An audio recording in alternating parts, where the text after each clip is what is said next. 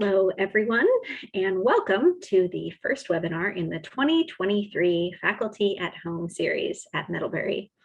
I'm one of your co-hosts for this series with my colleagues Caitlin Myers in the Economics Department and Bert Johnson in the Political Science Department. I'm Sarah Stroup, also of the Political Science Department. If you're in Vermont or New England right now, perhaps you're excited about the cold snap that we've gotten. Snow in winter does feel like normal in Vermont. We don't yet have the snow, but we do have the cold. Hopefully the snow is coming. Wherever you are, we know that in many places of the world, the weather is difficult for some of us and the conditions making life challenging. So best wishes for you at the beginning of this year with some cautious optimism for the year ahead. We have a great lineup this year. On behalf of the Faculty at Home team, I'm really excited about the speakers that we're able to bring to you. As a faculty member at Middlebury, selfishly, this is an incredible privilege to sit with you occasionally and our colleagues to learn about their great experience and wisdom. And we're really glad that you made time at the beginning of this year to be with us, to learn together and to reconnect with the Middlebury community. If you haven't been to one of these events before, our usual format is that our presenter speaks for about 25 minutes, and then I moderate the Q&A period, and then we'll have a stop around 5 p.m. Eastern. We're going to turn the chat off in a second, though. Thank you so much to those of you who've chimed in with your introductions. Welcome. The chat will be off, but the Q&A button will be on. So you can submit questions at any time, and I will get to as many of them as I can. We also have the transcription feature of this webinar activated, so you can turn that off or on with the closed captioning button at the bottom of your screen. It is now my honor to introduce today's guest presenter, Mark Lappin. Mark is Middlebury class of 1983 and Associate Lab Professor of Environmental Studies at Middlebury College. He is also the college land conservationist. He's been a practicing conservation ecologist for over 3 decades and is a key steward for the 6,000 acres in Middlebury's care. In his classes and in his professional life, Mark consults with and partners with many different community groups, from government agencies to landowners to conservation groups. This is a true embodiment of community-wide education and of interdisciplinary learning. In his classes and projects, Mark explores how global concerns for the earth and the land start with self and community. His talk today begins with a question: what kind of ancestor do you want to be? I invite you to join me in beginning with that long historical perspective, as well as that sense of responsibility. And I'm so grateful for Mark's time and wisdom. Mark, the floor is yours. Well, thank you, Sarah, for that very generous introduction. This is so much fun. Looking at the list of attendees out there, well, we have one alum from the Perennial Turn class who this will be very familiar to. One student who I worked with early on in my teaching here, and many others. Some who I think I might have been in college with when I was here at Middlebury back in the early 80s. So there's not much time, and I am ready to share my screen and invite you into a contemplative classroom. That's what we're going to be doing. I'm going to be doing something a little different than what is normally done. Normally, you're used to getting information delivered in these presentations, but I would say that today I'm trying to set up an experience for you. I won't have enough time to build in much of what one of my teachers, John Macy, often calls the brain food. Today, more of the information you get will come from within you, I think, and not be delivered by me. And how you use this to make a contribution to your own answer to what kind of an ancestor do you want to be? Well, that's up to you. So I invite you into the contemplative classroom of the Perennial Turn, Environmental Studies 332. One breathing now. I like to use active forms of language. So rather than saying breath or breaths, breathings. So join me in one breathing.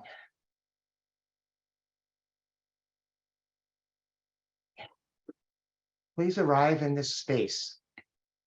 Leave behind everything that you can and notice what is present. Be aware of everything you're in relationship with. The others in this webinar right now, all that is present in your body, your mind, the physical space you're in, the many unseen things that are present that allow us to be together in this amazing way, the eons of human effort and wisdom and knowledge, without which we wouldn't be doing this today in the way we're able to do this. Arriving. It's always good, I think, to acknowledge these transitions, whether we're arriving in a space or with a new activity, if you're in the same space, or departing. Making it a little bit ritualistic helps us be more present. I borrowed that term arriving from my colleague, Professor Becky Gould, and it's a somewhat common type of contemplation to ground ourselves, but I really like her language with arriving. And so what you see up on the screen here is just a couple of images. On the right, we have images from the New Perennials Project, which I'll be talking some about as we go through our pedagogy today in our classroom, our Zoom classroom. And on the left is the tree of contemplative practices, as you can see, developed by the Association for Contemplative Mind in Higher Education. And there's a lot of different contemplative pedagogy practices. It's not only what is generally termed as mindfulness. So we do a lot of different things, and you can see from that tree a whole little set of those things.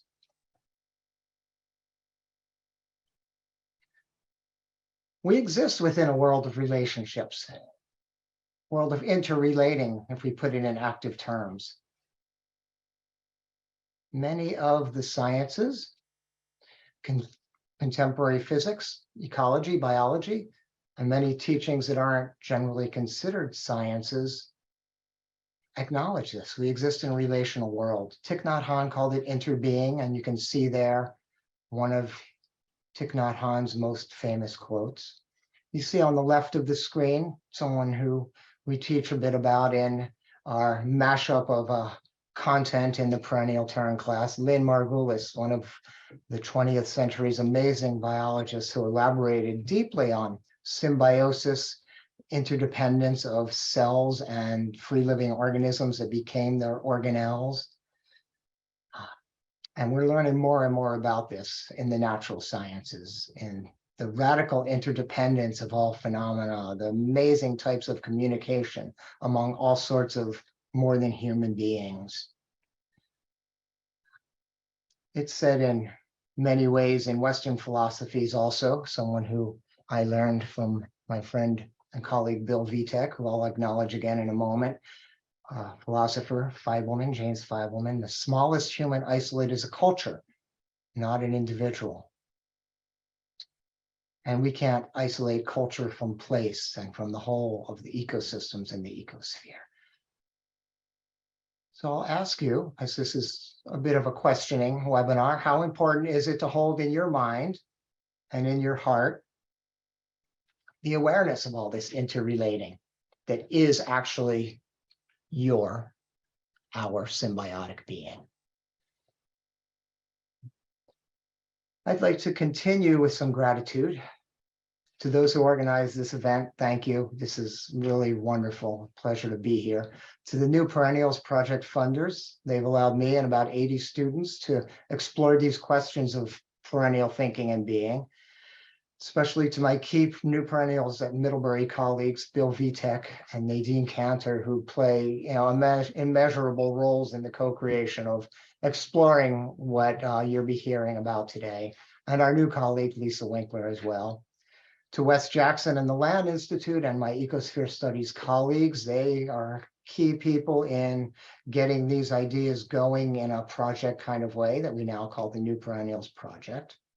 I've already given the shout out to this Association for Contemplative Mind in Higher Education, a really unique academic society.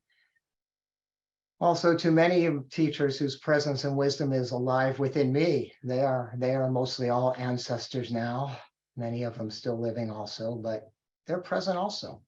And I want to give a piece of gratitude to Kami Fuentes George, who I don't interact with enough on campus, but I did watch the previous webinar, and some of you may have seen that. He used two terms that stuck with me: cosmovisions and epistemic humility.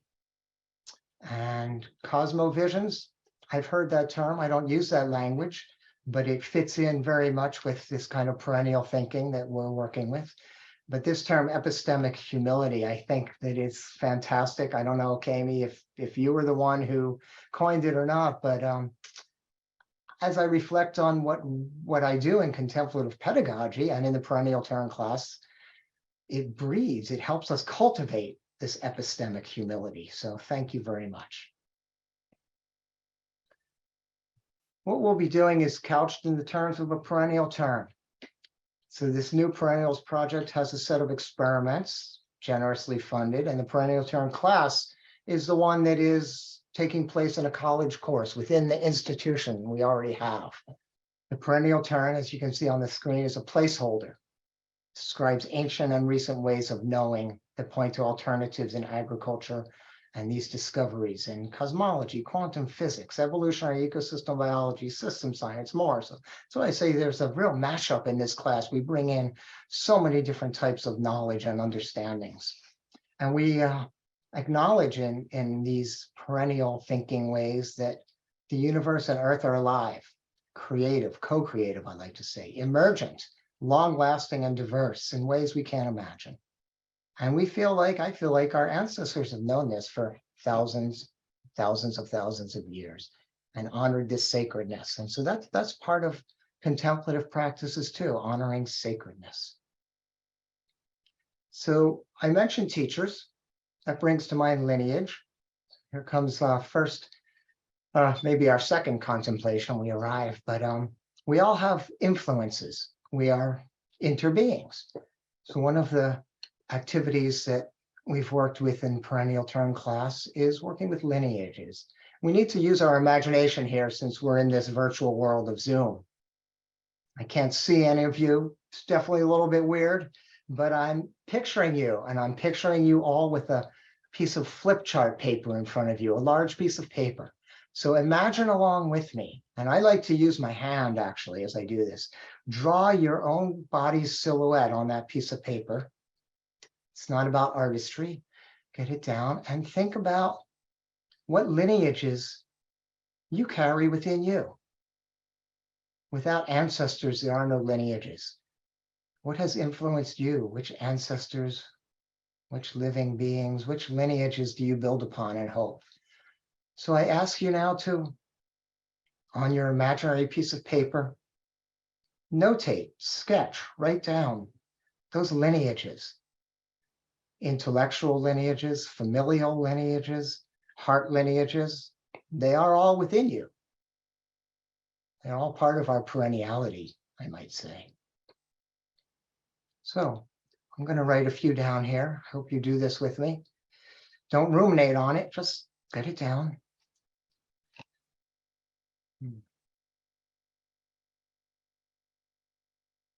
So we would do this for maybe 15 minutes. See what we can draw up from the well.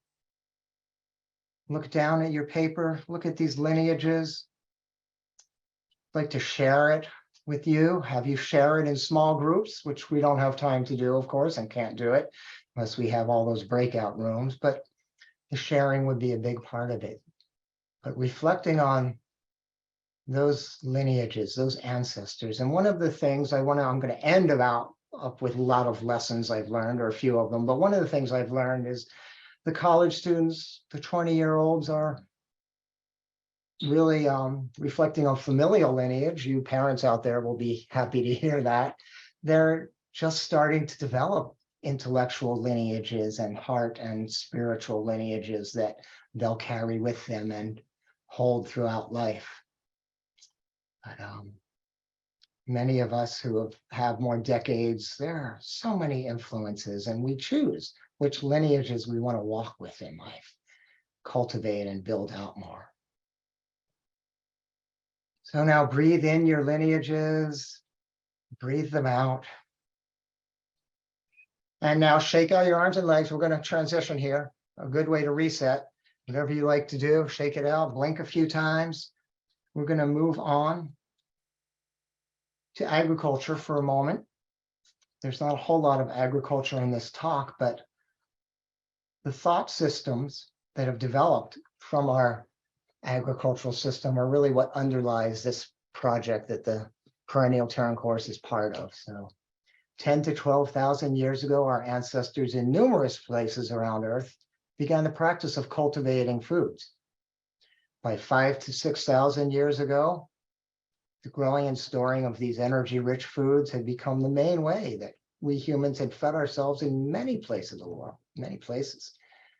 That agriculture was a practice as a yearly disruption of the soil, the body of the soil being plowed and torn apart, getting rid of those weed seeds. From that, power structures developed. People could control the food, and therefore people could control other people. Without this trajectory of this kind of annual disturbance agriculture that produced surpluses, our thinking and our being and our doing right now wouldn't be the way it is now. So what you're seeing on this slide, Wes Jackson on the left, founder of the Land Institute, where the breeding of perennial grain crops began in this country. And the dream, the vision is perennial polycultures, diverse mixes of grains and legumes and oilseed crops, simplified prairies, if you will. And these crops are being bred in about 50 research stations around the world. And a wheat relative and rice are very well down the pipeline and are being grown and producing food. So this is going to be happening. So we want to think like prairies. How do we think more like a prairie than a plow? So in class, what we do, actually out of class, because students do this, and this is a fantastic activity, interlearning. The interlearning activity is students spending 15 to 20 minutes a week, once or twice a week. I love it if they go twice, with an other than human being, an interlearning partner. And out of this, anyone who does this will know you learn so much. And we tie in some of the contextual material and content material, symbiosis, some of the quantum physics, a little bit of wave theory can go into this. Just so much of the philosophy, Eastern and Western philosophies, and not explicitly consciously carrying it, but we go and we visit, we spend time with this other than human being. And so what you've got on the screen is the output of one of our students. And one of the fantastic things about this activity is that we allow the students to report on what they've learned in so many ways. We get spoken word, get dance and movement videos, poetry. One student produced a sculpture, musical compositions, and quite a bit of visual art. And there's the traditional kind of essay and detailed journals as well. So interlearning, you might reflect back on first slide, interbeing. I realized along the way, in fact, I realized from a student, in the first pandemic semester, one of my students, first semester, Feb, 6 weeks, and then she was sent home. And when I checked in, she said, learning's really hard. It's really hard to learn alone without my peers, without what's going on in the whole campus or in a school. And I realized right then, of course, we know learning is a social activity, but we're interlearning. We're always interlearning. So I'm just going to read a little bit from this amazing visual creation. This was from Grace Futrell, a recent grad who is still around in the Middlebury area. And this expresses how Grace was able to tie in some of our intellectual material with the interlearning, interbeing partner. The genesis of my art pieces came from our experiential observation of the roots and soil of perennial grass. Just when I thought myself so familiar with my outdoor learning space, I realized how much of the life of the trees I did not know. Thus, my picture is a representation of the unknown, an echo of Ulanowitz's, one of the scholars we read, push against the reductionism of ecological networks. We cannot definitively know the extent of the life between my feet, the twists and turns of the roots, the tunnels built by creatures, the microorganisms regenerating the soil. In my drawing, the roots are networked, belonging to not one, but all trees. The life underground is a clear demonstration of not only spaces of unknowing, but of the needfulness to be comfortable with our inability to know. Our inability to know. So that harkens back to that epistemic humility that Kami introduced us to a little while ago in one of these webinars. Becoming comfortable with that we don't know, we can't know it all. This is part of the perennial turn. The magic is still alive.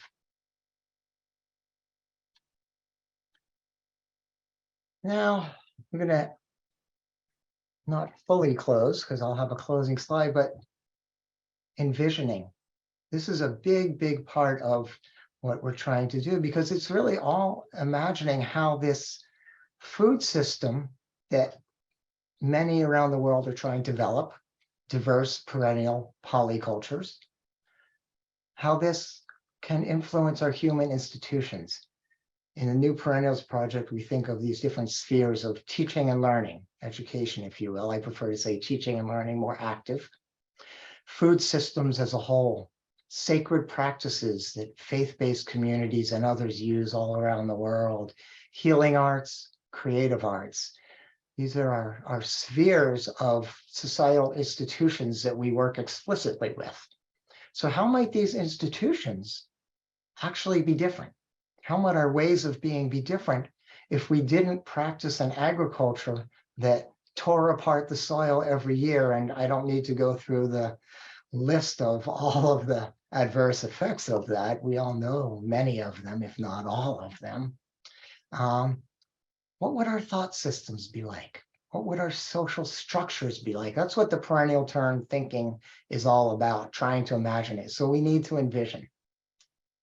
And we've utilized some of the words and prompts of two scholars in this, Danella Meadows and Adrienne Marie Brown, one an ancestor, and one a very much a contemporary, very much in the spotlight and doing great things that you may have heard of. If you who are parents out there or grandparents, if you're interested in what is really exciting to many of our young people interested in social change, read Adrienne Marie Brown, learn about the work that she's doing.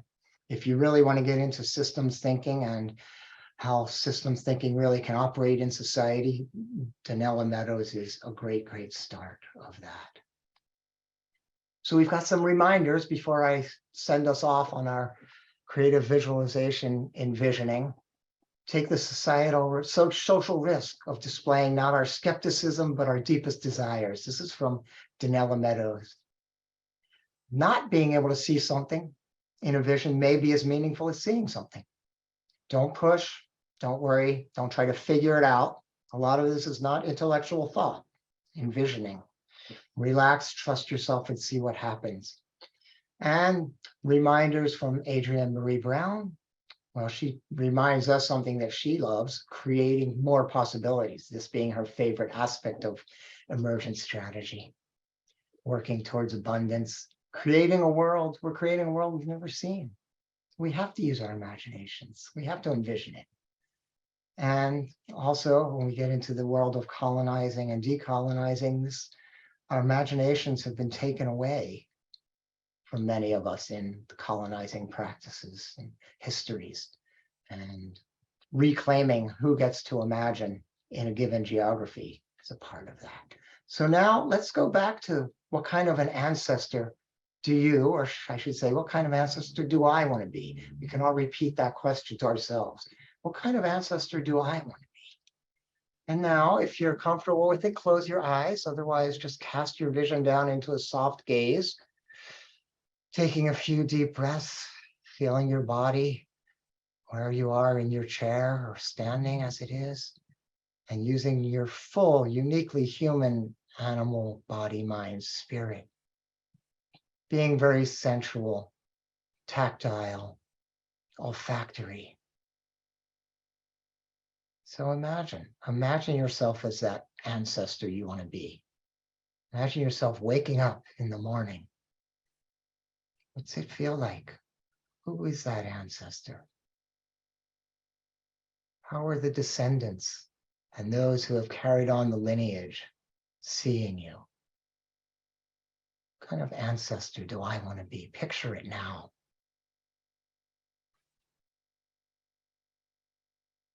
Now, I wish we had 15 minutes to do this, but I definitely want to have a lot of time for conversation. We would, in a classroom, be then sharing in small groups, be sharing our visions. And Adrienne Marie Brown and Danella Meadows both say this in different ways, but only shared vision can be responsible. So that's the envisioning activity. And with that, I will move on to my closing slide, some of the fruits, lessons learned in having taught this course with many contemplative techniques embedded and lots of this questioning. The New Perennials Project is experiments, questions. We are not providing answers. So what are some of the things I've learned? And I think most of my colleagues have taught with me would agree with these. It's a continual challenge and a continual learning to build and hold space and a safe container when doing a lot of this, and learning along the way. Related, the awareness of the comfort zones of all of us in the room and the uncomfortableness of learning. Learning is an uncomfortable process, but I'm not sure that most people, by the time they get to college, really understand how uncomfortable learning can be. And I think in some of what we do in this classroom, it becomes pretty uncomfortable. Some of what I do outside with my students, when it's 10 degrees and I'm asking them to measure trees, that's uncomfortable in a different way. But we have to be aware of it and really be attuned to it, and knowing when are we crossing the line into, oh, trigger warning needed here, versus this is just uncomfortable learning. Not easy to know these things. Forgiveness. Jazz pianist Bill Evans and other jazz artists talk about wrong notes, and I love this short quote from Bill Evans. There are no wrong notes, only wrong resolutions. We all need to forgive ourselves, forgive our ancestors, forgive our colleagues, our peers, everybody. It's a contemplative practice that is ancient and not really promoted or taught enough, I think. But forgiveness for our mistakes. I will make mistakes. We all make mistakes. And in this, we must forgive ourselves and others. The joy and the nourishment in building relationship and learning from the more than human world. And that's just something that, it gives me great joy when I see the students really gaining from this. And it's a real thing, as many of you who really interrelate with nature and spend a lot of time nourishing yourselves in it know. But building relationship explicitly, just doing it consciously, it's wonderful. It's a challenge for all of us to express the inexpressible. And students enjoy these opportunities, like with the interlearning activity, where they can express their creativity in different ways. They write plenty of essays, we know that. And so trying to craft in more of that, more creative expressions that can show the learning of content, the integration of it all. And this is one of the edges for me of creative pedagogy. Many students express gratitude for space in the academy to explore and speak of an emergent, co-creative, sacred universe. I have that written on my whiteboard behind me because a student said it in those exact words, just thankful for having the space to do that. And when we have these other kinds of courses where we're getting a lot of information and necessarily having to memorize things and having to understand very much detailed things, can we make space for talking about that? And then what we last finished up with, creating more possibilities. Envisioning's hard. It is really hard. And students ask for us introducing it earlier on. The readings from Danella Meadows on that are really important, and I'm going to put them in very early in the spring semester in this course and have more envisioning activities.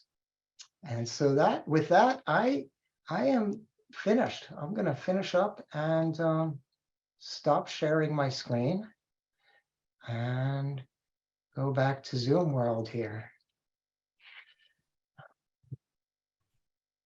Mark, thank you so much. Can you tell us how many iterations of the Perennial Turn class you've taught? Taught 4 iterations. So this spring we'll be teaching it for the first time in the spring. We've always done it in the fall. And doing it in the spring will be a little different because interlearning will be very cold in the beginning. But so we're going on our 5th. Yeah. So much to unpack from what you've given us. I really appreciate it. And I encourage our audience members, if like me, you were sitting in stillness here at the end, you may not have yet formulated your questions, but please do so and add them to the Q&A so that we can continue the conversation. Mark, I really appreciated as a political scientist, as a hopefully a continuing learner, I really appreciated your mention of epistemic humility.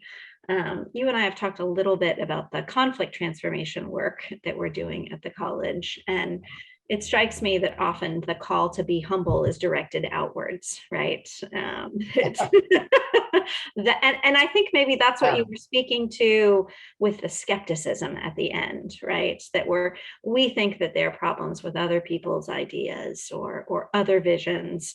And this encourages us to be humble about our own maybe system of understanding.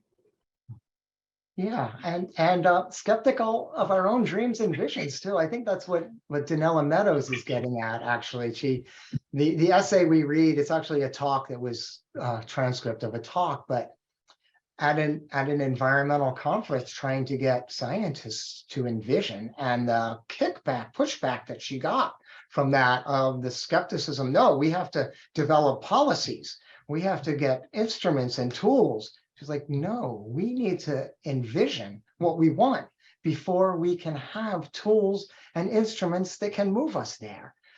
And so being skeptical of our own dreams and our own visions is equal to what you were saying, I think, of skeptical of others who maybe are presenting other dreams and visions. Yeah.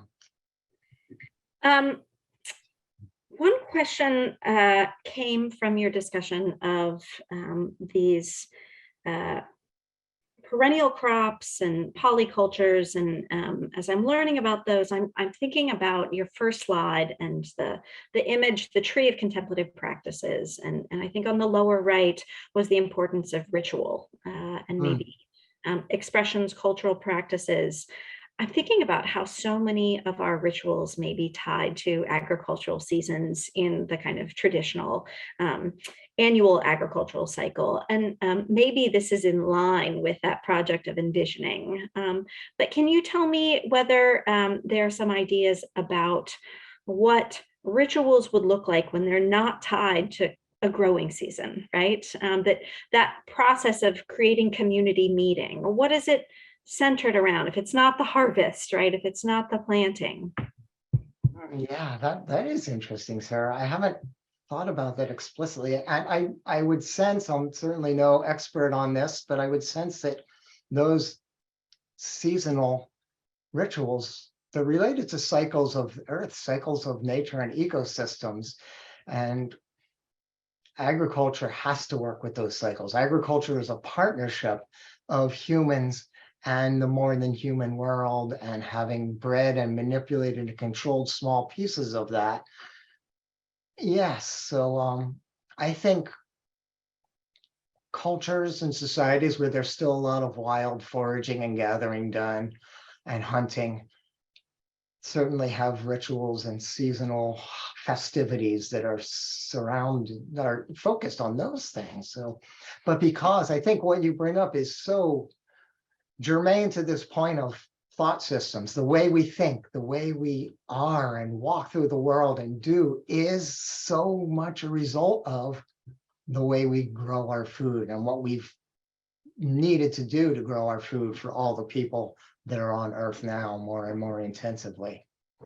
So there's a good activity. I'm going to borrow that, Sarah, for the Perennial Turn Spring course. We'll develop a ritual that's not related to agriculture. I can't wait to see what comes up. Greg Horner asks, what do you think of the term regenerative agriculture in relation to the perennial work and thinking that you describe?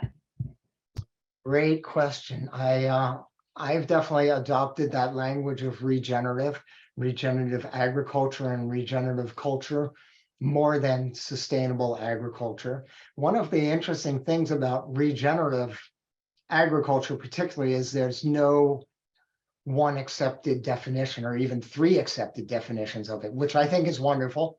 That fits in with the emergence paradigm and the uncertainty and non-linearity. How are you going to define that? But I like much of the work that is going on in this realm of regenerative agriculture. One of the scholars that we read, Daniel Christian Wall, is a scholar of regenerative culture and did his PhD work on regenerative. So we read some of Wall's book in our course, and I use some of this in the introductory environmental science course that I teach also. So right on with regenerative and keep it open. Open systems. My teacher, Joanna Macy, a teacher of open systems, has helped all of us who have worked with her really understand what it means to let go of control, let go of the definitions. And to me, that's one of the beautiful things about regenerative. One of the practices that you bring to us in thinking about imagining different ways of thinking about these systems is this interlearning idea and working with a non-human in that learning. I was so curious to hear more about that.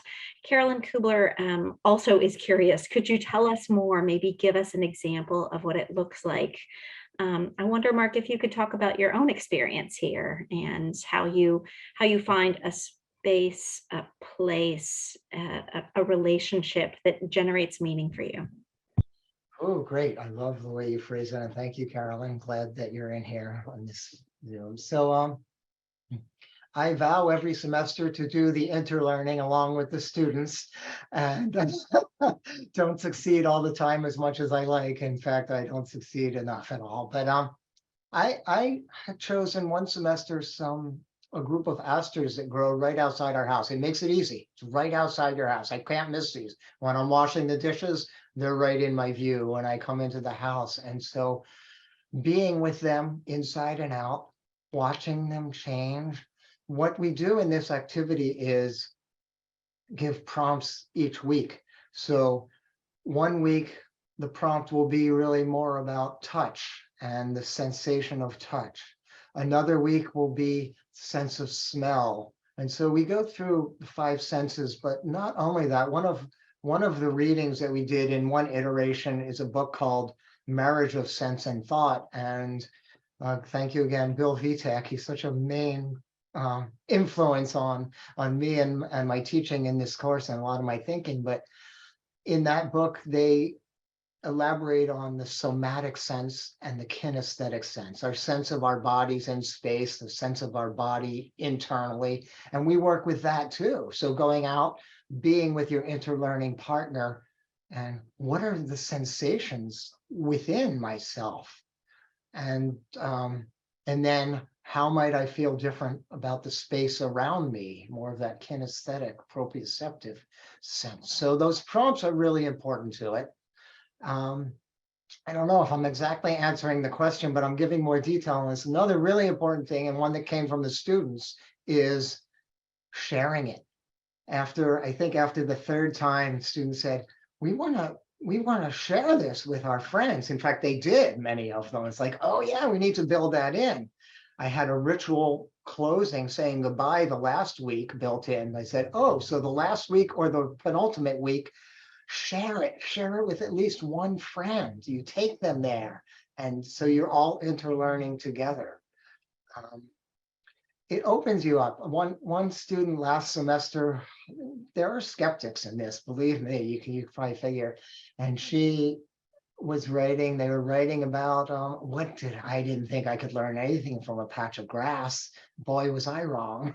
And it's like, so it's like what we were speaking about before the webinar started, Sarah, getting quiet, getting still, being, just being. We learn so much. And so here it's not a meditation where we're being inward. It's really an interactive being with this other and seeing what arises, and so much arises. And it's an internal and an external journey in that way. And I think what it really does is breeds appreciation and deeper connection to nature, to the more than human world. You have a lot of fans here who would love to learn more, Mark. So I'll just say we have a number of comments or questions in the audience about, can I see the syllabus? Are there ways to get the readings? Mark, is some of this public, or is there a place where folks can go learn about this? Can we share this on the Faculty at Home website? Yes, I need to. I am fortunate. I'm grateful to the people who set this up, but we do have a Google Drive with a lot of the readings on it, because in class it's community connected learning. I didn't have time to get into that aspect at all, but we work with partners, and there's a partner network of the Champlain Valley and a little bit bigger of people who are kind of living out perennial thinking and being in their own ways. And so that is prepared, and I'll have to work with Bill Vitek and Lisa Winkler on that to figure out how to get that to folks. There's demand for it, clearly. Great. Mark, today in your talk and our other conversations, you're a model of generosity when it comes to naming the sources of your own learning. We have a question about kind of how we name, acknowledge, and get and continue to learn from those sources of wisdom. Kamra Hakim says, how do we move into and embody these pedagogies while remembering their roots in Black and Indigenous land technologies and ways of being? Absolutely. And another, I didn't give a land acknowledgement. I am in Endakina. The valley between Lake Champlain, Betalbagok is the lake between. I struggle with calling it the Champlain Valley and Lake Champlain, named after the kind of beginning of the colonization with Champlain. We try to work with many, many thought systems and acknowledging. I know more about Buddhist and Eastern thoughts and some Native American traditions and their thinking. I've been curious and studying it really since teenage years. Other colleagues bring in other aspects, but we definitely in our class and in all my classes go back with that. One of our texts that we've used portions of, Farming While Black, from Soulfire Farms co-founder Leah Penniman, really instrumental in showing ways that at Soulfire Farm they ritualize and ceremonialize with African ancestry, and the inner city folks in Kingston is what that farm is really serving. But the land speaks through us, and we really need to acknowledge all of these cultures who are much more connected to the land. And I wish I always had more time to do that and could give more readings, but I'm so glad for that question and that it is made explicit here today, because we do that. Another person that read a little bit from, Drew Lanham, African-American ornithologist, a scientist who's written some wonderful things about birding while black and wilderness, the wildness of his own backyard during the pandemic, and bringing in those things, bringing in some readings from Australian Aborigines. We do things with that, and just trying to really make it show how this is part of humanness. And yes, we acknowledge those ancestors. We acknowledge all those forms and ways of knowing. in my initial iteration of this talk, I would have started with something that we have as a pre-reading for the course, and a short excerpt from Malidoma Some. And this gets to epistemic humility and to ontologies. And Malidoma Some taught as an African who was trained in Western education, then went back to his village. He was sent away to the colonialized schools and then back to his village. And he writes about, I could not understand life in the village. I could not understand that way of thinking. He didn't have that ontology and didn't understand that epistemology, how knowledge was gained and what being was. And so that is very powerful. And that, to me, there's a lot in there about colonization, a lot about what I call the disease of separation. We're separated from our roots. And so we start the semester off with a bang there. It's like, wow, taken away, taken out of context, taken out of place, taken out of culture and society. And we go back and we can't know. There's the epistemic healing. We can't know unless we're taught, and then the elders taught him again.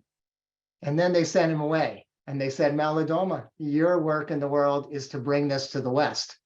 You can't stay in the village anymore. So we read that. And that, to me, is a very powerful teaching that connects this too with all of the ancestral wisdom. Going back, I often speak of geoecological timescales and in human 200,000 plus timescales of our humanity and what we've been doing for most of that time, and which many indigenous cultures still maintain, versus what we've been doing in this more industrial, agricultural, Cartesian, Newtonian time in the Western and now globalized world. I got a little of that in. Yeah, and your last thoughts here speak to some questions that, and unfortunately we won't get to all the questions tonight, but a lot of folks here interested in what happens when we shift our time horizon, when we think in these longer terms, the perennial thinking, maybe what happens when you do this with college students versus community partners, people of different generations. So you've provoked so much from our audience, Mark, and I really appreciate it. Thank you. This has been a lot of fun. So thank you for asking me to do this, Sarah.